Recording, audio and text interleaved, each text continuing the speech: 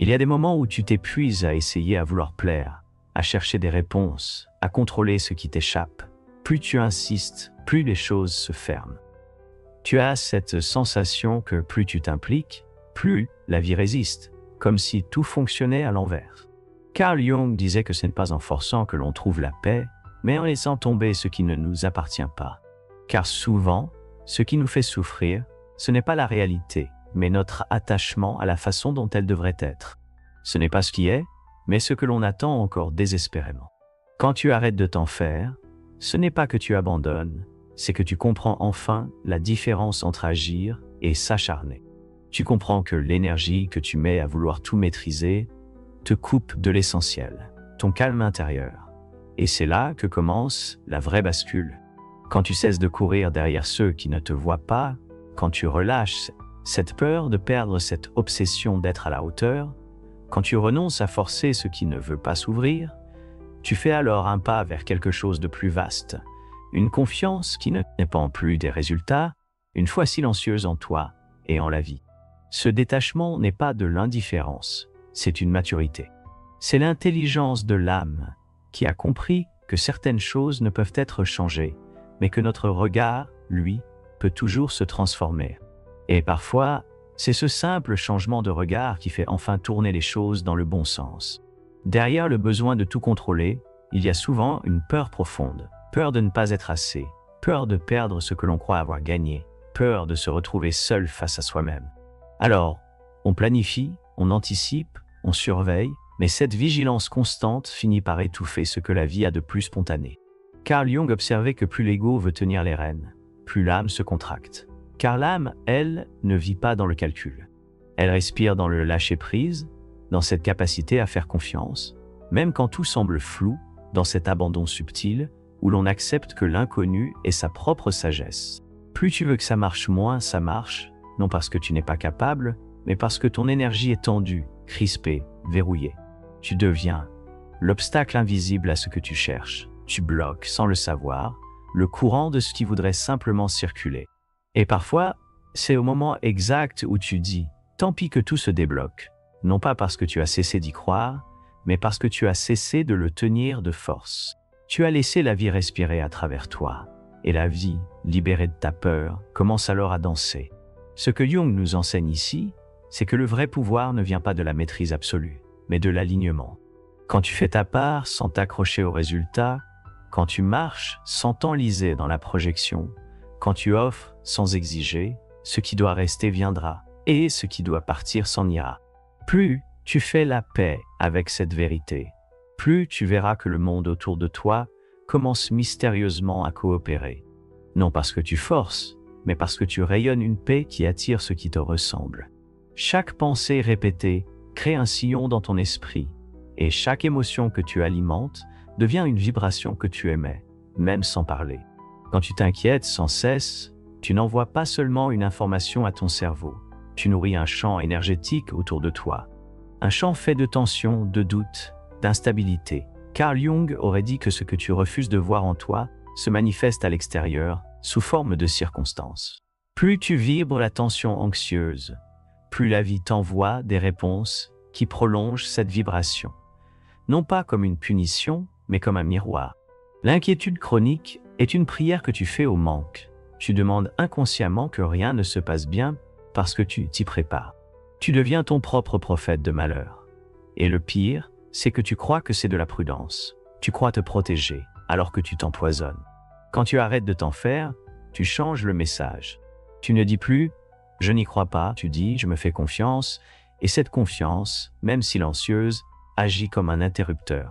Elle ne change pas immédiatement ce qui t'entoure, mais elle transforme ta posture. Et cette posture transforme ton regard. Ton regard finit toujours par changer ta réalité. Jung nous invite à comprendre que l'âme ne cherche pas la perfection, mais l'alignement. Elle veut que tu vives, pas que tu survives. La vie ne peut t'apporter ce que tu ne te crois pas digne de recevoir. Alors commence par respirer, par relâcher les mâchoires, les épaules et les attentes. Ne fais plus de ton inquiétude un mode de vie. Fais de ta paix un choix même fragile. Et tu verras, sans comprendre exactement pourquoi, que les choses commenceront à mieux fonctionner. Il y a cette chose que tu voulais absolument, une réponse, une personne, une reconnaissance, un projet. Mais plus tu insistais, plus cela semblait te fuir jusqu'au jour où par lassitude ou sagesse, tu as lâché prise. Et c'est là, à ce moment précis, que tout a commencé à changer.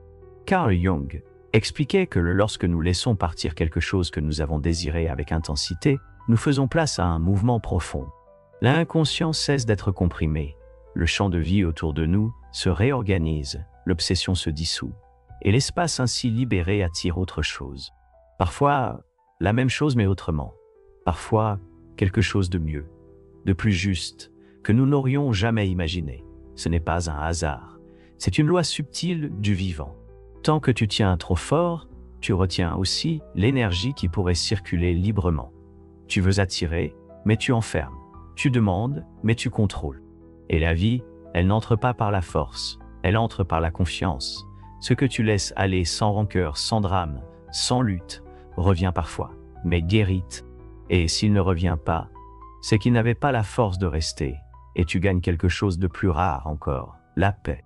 Jung dirait que dans chaque renoncement lucide, il y a un acte de puissance, non pas parce qu'on ne veut plus, mais parce qu'on ne dépend plus.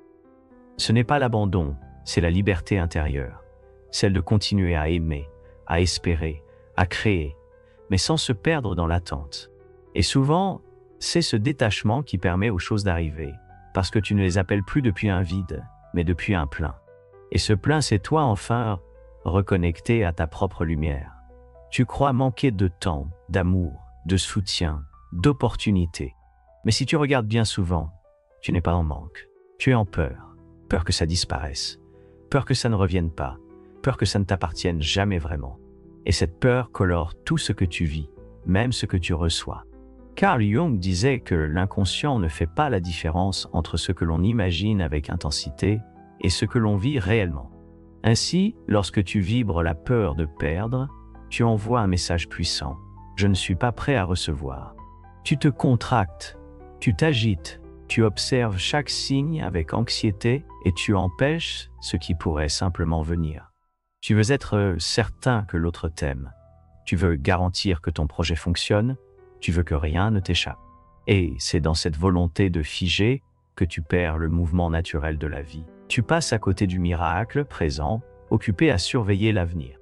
Mais quand tu arrêtes de t'en faire, tu invites une autre forme de richesse, une richesse plus subtile, plus stable, celle de te sentir déjà complet.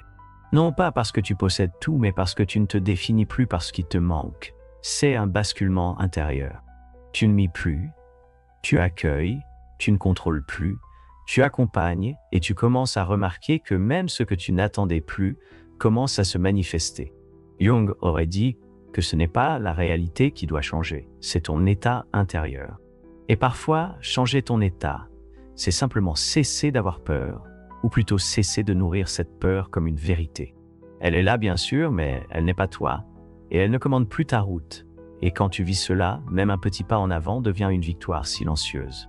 Une preuve que tu n'as jamais vraiment manqué de rien, sauf peut-être de confiance en ta propre lumière.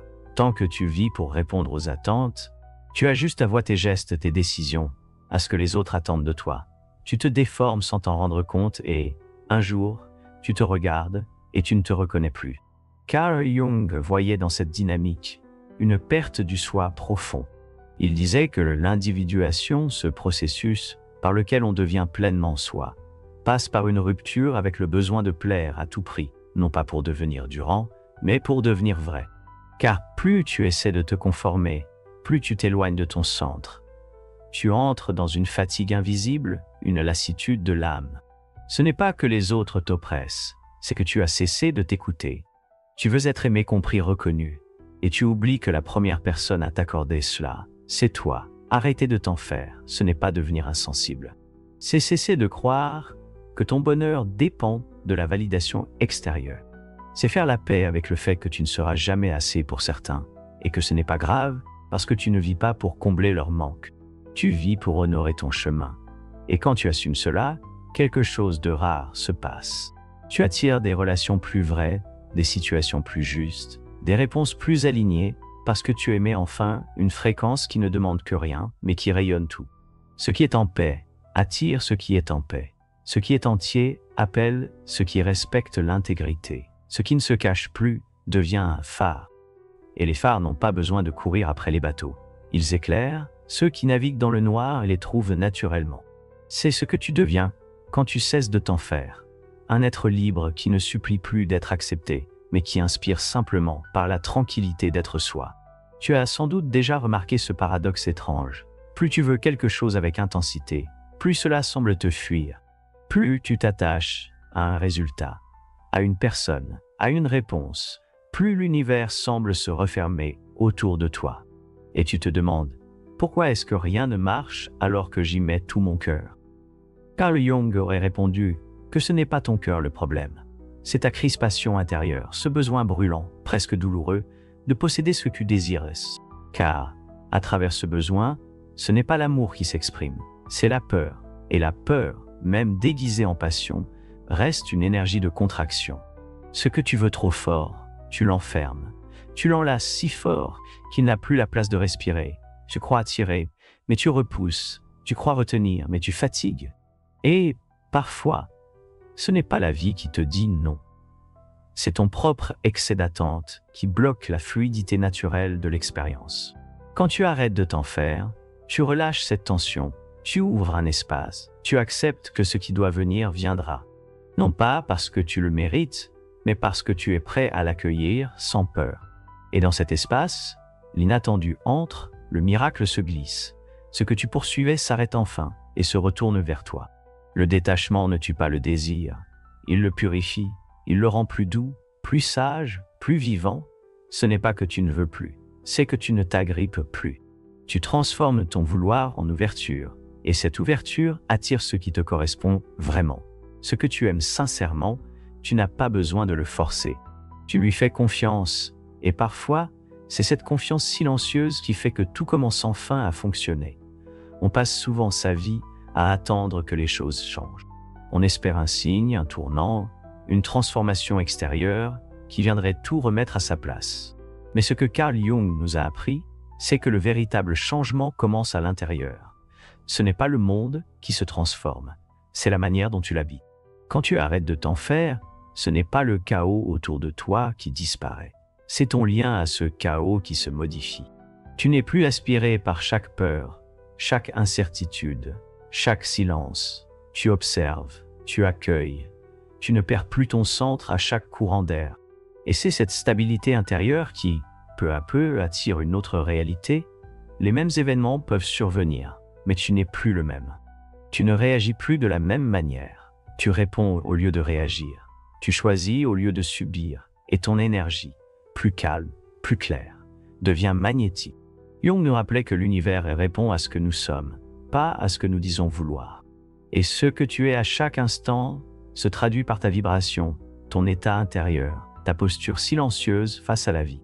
Alors quand tu t'alignes même sans mots, même sans action visible, tu envoies un message différent. Tu ne milites plus, tu invites, tu accompagnes. Tu ne crains plus, tu ouvres.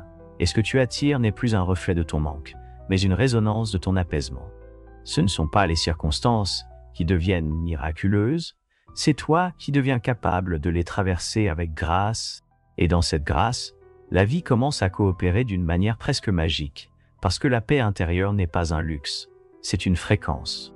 Et cette fréquence transforme ce que tu vis, sans que tu aies besoin de tout comprendre. Il y a en toi une rivière qui sait déjà où elle doit aller. Mais, parfois, tu construis des barrages sans t'en rendre compte. Tu veux aller plus vite, tu veux que l'eau suive un autre tracé, tu veux diriger le courant avec ta volonté. Et plus tu forces, plus tu t'éloignes de la source. Carl Jung disait que la nature profonde de l'âme est mouvement. Elle sait où aller, elle sait comment. Ce n'est pas ton rôle de tout contrôler, c'est ton rôle de ressentir, de suivre le flux, de repérer les résistances intérieures et de les relâcher une par une. Quand tu arrêtes de t'en faire, tu retires la main du volant que tu n'avais jamais réellement tenu. Tu redeviens fluide, tu permets. Et ce simple geste crée une brèche. Ce qui semblait bloqué commence à se délier. Ce qui paraissait confus s'éclaire sans effort. Parfois, la seule chose que tu dois faire, c'est arrêter de pousser, arrêter de te justifier, arrêter de faire semblant d'avoir compris et simplement te rendre disponible. Car la vie n'a pas besoin que tu sois parfait. Elle a besoin que tu sois vrai. L'eau n'a pas peur du détour. Elle ne se précipite pas. Elle ne proteste pas contre les obstacles. Elle les entoure, elle les transforme, elle trouve toujours un passage. Et plus tu ressembles à l'eau, plus tu cesses de te battre contre la vie. Jung aurait aimé devenir comme cette rivière, à honorer le rythme, à faire confiance au parcours, à cesser de croire que l'on est perdu quand on est simplement en train d'apprendre à flotter. Et un jour, sans prévenir, tu te rendras compte que tout fonctionne. Non pas parce que tu as tout calculé, mais parce que tu as appris à t'accueillir. Et dans ce courant, tu redeviens vivant. Tu as passé tant de temps à vouloir que tout s'aligne autour de toi, que les autres changent, que les situations se calment, que la vie soit plus douce. Mais Carl Jung aurait murmuré cette vérité simple. C'est en toi que tout commence. Lorsque tu fais la paix avec tes doutes, ils cessent de t'empoisonner. Lorsque tu accueilles tes blessures, elles cessent de diriger ta vie en secret. Lorsque tu arrêtes de t'en faire, ce n'est pas le monde extérieur qui devient miraculeux. C'est ton regard qui devient libérateur. Et ce regard, une fois transformé, éclaire tout ce qu'il touche. Tu n'attends plus que les choses changent pour respirer. Tu respires. Et parce que tu respires, les choses changent. Tu ne cherches plus à impressionner. Tu te respectes. Tu n'exiges plus d'être compris. Tu t'écoutes. Tu ne cours plus après des réponses. Tu deviens l'espace où les réponses se révèlent. Et dans cette posture silencieuse, le monde commence à répondre autrement. Jung savait que ce que tu projettes à l'extérieur n'est qu'un reflet de ton état intérieur. Alors, si tu veux que tout commence à fonctionner, commence par toi. Pas en te forçant, pas en t'accusant, mais en te retrouvant doucement, profondément, authentiquement. Ce n'est pas une solution magique, c'est un changement de direction, une renaissance, une décision intime de ne plus être esclave de la peur, du manque, de la tension. C'est choisir d'exister depuis un lieu plus stable, plus vaste, plus vrai. Et depuis ce lieu, tu verras, ce que tu pensais perdu te retrouve. Ce que tu croyais bloqué se débloque. Ce que tu voulais forcer vient à toi sans bruit, sans lutte, sans condition. Parce que tu ne l'exiges plus, tu l'incarnes et tout commence enfin à fonctionner. Ya